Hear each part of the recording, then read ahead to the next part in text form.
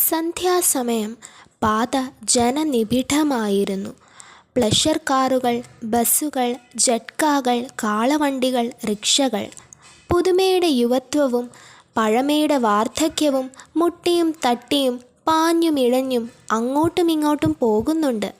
അവയുടെ ഇടയിൽ കൂടി ജീവിതം പുളച്ചു കയറിയും പതുങ്ങിപ്പതുങ്ങിയും ചാഞ്ഞും ചരിഞ്ഞും ചിരിച്ചും കരഞ്ഞും അങ്ങനെ ഒഴുകിക്കൊണ്ടിരുന്നു. പപ്പുവിൻ്റെ റിക്ഷ പാന്തരുടെയും വാഹനങ്ങളുടെയും ഇടയിൽ കൂടി മിന്നൽ വേഗത്തിൽ പോകുന്നുണ്ട്. വലത് കൈ ബെല്ലിൻ്റെ അടുത്തു തന്നെ ഇരിക്കുന്നുണ്ടെങ്കിലും അതുപയോഗിക്കുന്നില്ല. വാഹനങ്ങളിൽ നിന്നും പാന്തരിൽ നിന്നും ഒഴിഞ്ഞൊഴിഞ്ഞ് അയാൾ റിക്ഷയും കൊണ്ട് ഓടുന്നത് അത്ഭുതകരമായ ഒരു കാഴ്ചയാണ്. റിക്ഷയിലിരിക്കുന്നവർക്ക് തോന്നും വാഹനങ്ങളുമായി കൂട്ടിമുട്ടി അപകടമുണ്ടാവുമെന്ന്. വഴിപോക്കർക്ക് തോന്നും റിക്ഷ അവരുടെ ശരീരത്ത് കയറുമെന്ന്. തൊട്ടു തൊട്ടില്ല എന്ന മട്ടാകുമ്പോൾ കാണാം പപ്പു അലക്ഷ്യമായി റിക്ഷ ഒന്ന് വെട്ടിച്ച് ഒരു ചിരിയും ചിരിച്ചുകൊണ്ട് പോകുന്നത്. പ്രതിബന്ധങ്ങളെ ഭയപ്പെടാത്തവർക്ക് മാത്രമേ അവയെ തരണം ചെയ്യുവാൻ സാധ്യമാവുകയുള്ളൂ. പപ്പു പ്രതിബന്ധങ്ങളെ ഭയപ്പെടാത്തവനാണ്. ആ സന്ധ്യാസമയത്ത് ബോട്ടുജെട്ടിയിൽ നിന്ന് റെയിൽവേ സ്റ്റേഷനിലേക്ക് ഒരു യാത്രക്കാരനെയും കൊണ്ട് പപ്പു ഓടുകയായിരുന്നു. ട്രെയിൻ പ്ലാറ്റ്ഫോറത്തിൽ വന്ന് നിന്ന് കഴിഞ്ഞു. അവിടെ 5 മിനിറ്റേ താമസമുള്ളൂ. പപ്പു ബസ് സ്റ്റാൻഡിൽ എത്തി. അവിടെ നിന്ന് റെയിൽവേ സ്റ്റേഷനിലേക്ക് 3 മിനിറ്റ് നേരം ഓടേണ്ടി വരും. ട്രെയിനിൽ കയറ്റി കൊടുക്കാമെന്ന് അയാൾ യാത്രക്കാരനോട് വാഗ്ദത്തം ചെയ്തിട്ടുമുണ്ട്. വണ്ടി കിട്ടുമോ? യാത്രക്കാരൻ അക്ഷമയോടെ ചോദിച്ചു. പപ്പു ഒന്ന് മൂളുക മാത്രമേ ചെയ്തുള്ളൂ. അയാൾ ശ്വാസം വിടാതെ ഓടുകയാണ്. വണ്ടി സ്റ്റേഷനിൽ എത്ര മിനിറ്റ് നിൽക്കും? പപ്പു അതിനുത്തരം പറഞ്ഞില്ല. യാത്രക്കാരൻ്റെ അക്ഷമ വർദ്ധിച്ചു തുടങ്ങി. വണ്ടി കിട്ടുമെന്ന് തോന്നുന്നില്ല. റിക്ഷ പെട്ടെന്ന് നിന്നു. പപ്പു യാത്രക്കാരൻ്റെ നേരെ തിരിഞ്ഞു. സാർ അവിടെ അടങ്ങിയിരിക്കണം സാറേ. പപ്പുവിൻ്റെ വാക്കിനെ അവിശ്വസിക്കരുത്. അയാളുടെ പ്രാപ്തിയെ ചോദ്യം ചെയ്യുന്നത് അയാൾക്ക് സഹിക്കാവതല്ല. യാത്രക്കാരൻ പിന്നെയൊന്നും മിണ്ടിയില്ല. പപ്പു കോപത്തോടെ വണ്ടി പിറകോട്ട് തള്ളിയിട്ട് മുമ്പോട്ട് ആഞ്ഞൊരു വലി കൊടുത്തു. വണ്ടിയുടെ പിറകിൽ അയ്യോ എന്നൊരു വിളി. അടുത്തുകൂടിപ്പോയവരും അയ്യോ എന്നേറ്റു പറഞ്ഞു. അകലെ നിന്നവർ ഓടി അടുക്കുന്നതും കണ്ടു. അയാൾ വണ്ടിയുടെ കൈ താഴെ വെച്ചിട്ട് പുറകിലേക്ക് ഓടിച്ചെന്നു. ഒരു പെൺകുട്ടി ഓടയിൽ മലർന്നടിച്ചു കിടക്കുന്നു. അയാൾ പെട്ടെന്ന് കുട്ടിയെ വാരിയെടുത്തു. പെൺകുട്ടി ചുറ്റും പകച്ചു നോക്കി. എൻ്റെ അരിയെല്ലാം പോയി. അവൾ അയാളുടെ പിടിയിൽ നിന്നും പിടഞ്ഞിറങ്ങി. ഒരു ചെറിയ കുട്ട അകലെ തെറിച്ചു കിടക്കുന്നുണ്ട്. അതിനരികിൽ കുറച്ചരിയും 3 മുളകും കഷ്ടിച്ച് ഒരു പിടി ഉപ്പും ചിതറിക്കിടക്കുന്നു. എൻ്റെ അരിയും ഉപ്പും മുളകുമെല്ലാം പോയി. അവൾ കുട്ടയുടെ അടുക്കലേക്ക് ഓടി. അങ്ങു ചെല്ലുമ്പോൾ അമ്മ എന്നെ തല്ലുമേ.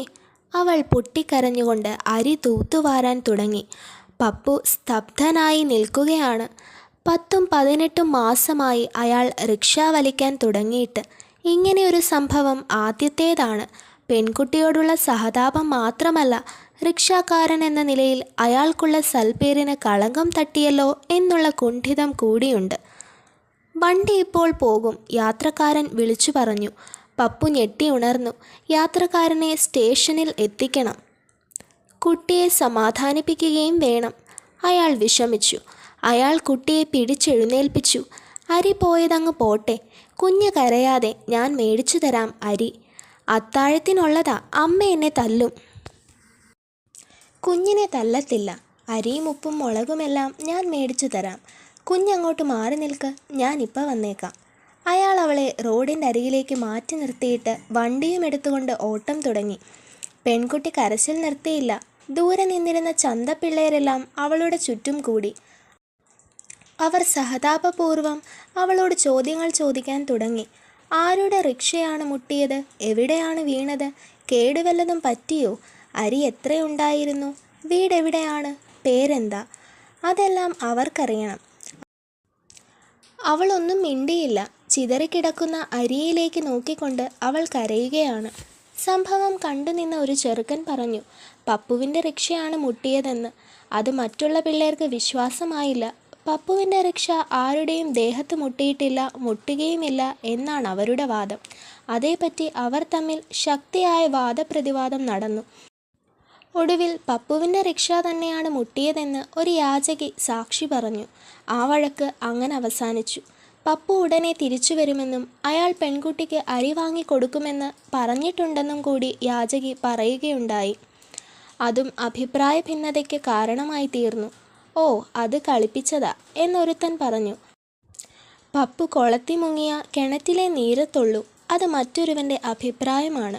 ആ വാദപ്രതിവാദം പെൺകുട്ടിയുടെ ശ്രദ്ധയെ ആകർഷിച്ചു. അവളുടെ മനസ്സിലും അങ്ങനെയൊരു വാദം നടക്കുന്നുണ്ട്. അടുത്തു നിന്ന ഒരു ചെറുപ്പക്കാരനോട് അവൾ ചോദിച്ചു, "നീ അറിയോ അയാളെ?" അറിയും. പറഞ്ഞ പോലെ ചെയ്യുന്നവനാ." മറ്റൊരുത്തൻ അവനോടെതിർത്തു. പറഞ്ഞ പോലെ ചെയ്യുന്നവനാണ്. നിനക്കെങ്ങനെ അറിയുമെടാ? അയാളെ ഇനി കാണണമെങ്കിൽ ആണ്ട് പിറക്കണം." വേറൊരുത്തൻ എതിർപ്പിനെ പിന്താങ്ങി. പെൺകുട്ടി പൊട്ടിക്കരഞ്ഞു. "അത്താഴത്തിനുള്ള അരിയാ, അമ്മ എന്നെ കൊല്ലും." "നിനക്കെന്താടാ ഇവിടെ കാര്യം?" അങ്ങനെ പറഞ്ഞുകൊണ്ട് പപ്പു ഓടിയെത്തി. പിള്ളേരെല്ലാം അകലെ മാറി നിന്നു. അയാൾ അവളുടെ കണ്ണുനീരും ശരീരത്തിൽ പറ്റിയ അഴുക്കും തൂത്തുകളഞ്ഞു. നിറഞ്ഞ സഹതാപത്തോടെ അയാൾ ചോദിച്ചു, "നീ ഇന്ന് വല്ലതും കഴിച്ചോ?" ഉച്ചയായപ്പോൾ ഒരു ചട്ടി പച്ചോളം കുടിച്ചു." "വാ." അയാൾ നടന്നു. കുട്ടയും എടുത്തുകൊണ്ട് അവൾ അനുഗമിച്ചു. ഒരു പീടികയിൽ നിന്ന് പപ്പു 6 പഴം വാങ്ങി അവളുടെ കയ്യിൽ കൊടുത്തു. 6 പഴം, ഒന്നാം തരം 6 പാളങ്കോടൻ പഴം. അവളുടെ വരണ്ട ചുണ്ടിൽ പുഞ്ചിരി മുട്ടിട്ടു. പഴം കുട്ടയിലിട്ട് കുട്ട എളിയിൽ വെച്ചുകൊണ്ട് അവൾ നിൽക്കുകയാണ്. "എന്താ നീയത് തിന്നാത്തത്? വീട്ടിൽ ചെന്നിട്ട് തിന്നോളാം." അവൾ ചിരിച്ചു. അയാളും ചിരിച്ചു. "ഇപ്പം തിന്നാലെന്താ? വീട്ടിൽ അമ്മയുണ്ട്. അമ്മയും ഞാനും കൂടെ തിന്നോളാം." അയാൾ അവളുടെ കയ്യും പിടിച്ചുകൊണ്ട് നടന്നു. അയാൾ ചോദിച്ചു, "നിനക്ക് അച്ഛനില്ലേ?" "ചത്തുപോയി." "നിനക്ക് മൂത്തതും ഇളയതുമില്ലയോ?" "ഞാൻ ഒന്നേ ഉള്ളൂ." "നിന്റെ വീടെവിടെയാ?" "അങ്ങവിടെ." അവൾ കൈ ചൂണ്ടിക്കാണിച്ചു. പപ്പു അത് ശ്രദ്ധിച്ചില്ല. "നിന്റെ പേരെന്താ?" "ലക്ഷ്മി." "അമ്മയുടെ പേരെന്താ?" "കല്യാണി." അയാൾ ഒരു പീടികയിലേക്ക് കയറി. ആ കുട്ടയിൽ എത്ര അരിയുണ്ടായിരുന്നു? മുഴക്ക്. പിന്നെ ഉപ്പും മുളകും ഉണ്ടായിരുന്നു. ഇടങ്ങഴി അരിയും അതിനു വേണ്ട ഉപ്പും മുളകും കൊടുക്കാൻ പപ്പു പീടികക്കാരനോട് പറഞ്ഞു. ലക്ഷ്മി പഴം കയ്യിലെടുത്തിട്ട് കുട്ട പീടികക്കാരൻ്റെ കയ്യിൽ കൊടുത്തു. അയാൾ സാമാനങ്ങൾ എടുക്കുന്നതിനിടയിൽ ലക്ഷ്മി പപ്പുവിനോട് ചോദിച്ചു, "ഇതെവിടുന്നാന്ന് അമ്മ ചോദിച്ചാൽ എന്തു പറയണം?" "നീ എന്തു പറയും?" "എന്തു പറയണം? ഉള്ളത് പറയണം." "പേരെന്താ?" "പപ്പു." "പപ്പു പപ്പു. പിന്നെ വീടെവിടെയാണ്?" "എനിക്ക് വീടില്ല." "വീടില്ലയോ?" അവൾക്ക് ചിരി വന്നു. "അമ്മയുണ്ടോ?" "ഇല്ല." "അച്ഛനുണ്ടോ?" "ഇല്ല." "ഓ, അത് കള്ളമാ." അവൾ പൊട്ടിച്ചിരിച്ചു. അയാളും ചിരിച്ചു. പീടികക്കാരൻ കുട്ടയിൽ അരി അളന്നിട്ടു. അതിനു മുകളിൽ 2 കടലാസ് പൊതിയും വെച്ചു. ലക്ഷ്മി അവളുടെ കയ്യിലിരുന്ന പഴവും കുട്ടയിൽ വെച്ചിട്ട് അതെടുത്ത് തലയിലേറ്റി. "ഇനി ഞാൻ പോട്ടെ." "നീ തന്നെത്താൻ പോകുമോ?"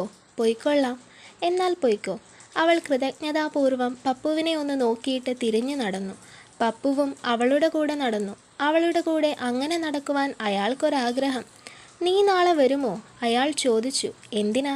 "വെറുതെ." "ഇനി എന്നെ ഉരുട്ടിയിടുവോ?" അവൾ ചിരിച്ചു. "ഇല്ല." അയാളും ചിരിച്ചു. "എന്നാ വരാം." പപ്പു നിന്നു. അവൾ നടന്ന് അങ്ങു പോയി മറയുന്നത് വരെ അയാൾ അവളെ തന്നെ നോക്കി നിൽക്കുകയായിരുന്നു. മറഞ്ഞതിന് ശേഷവും അവൾ അയാളുടെ മുൻപിൽ നിൽക്കുന്നതായി തോന്നി. ആ നിർദോഷമായ ചിരിയും കൃതജ്ഞത നിറഞ്ഞ നോട്ടവും. നാളെ നാളെ അയാൾ മന്ത്രിക്കുകയാണ്. അതുവരെ അയാളുടെ ജീവിതത്തിൽ നാളെ ഉണ്ടായിരുന്നില്ല. അന്നാദ്യമായി അയാൾക്കൊരു നാളെ ഉണ്ടായി. നാളെ നാളെ അങ്ങനെ മന്ത്രിച്ചുകൊണ്ട് അയാൾ തിരിഞ്ഞു നടന്നു.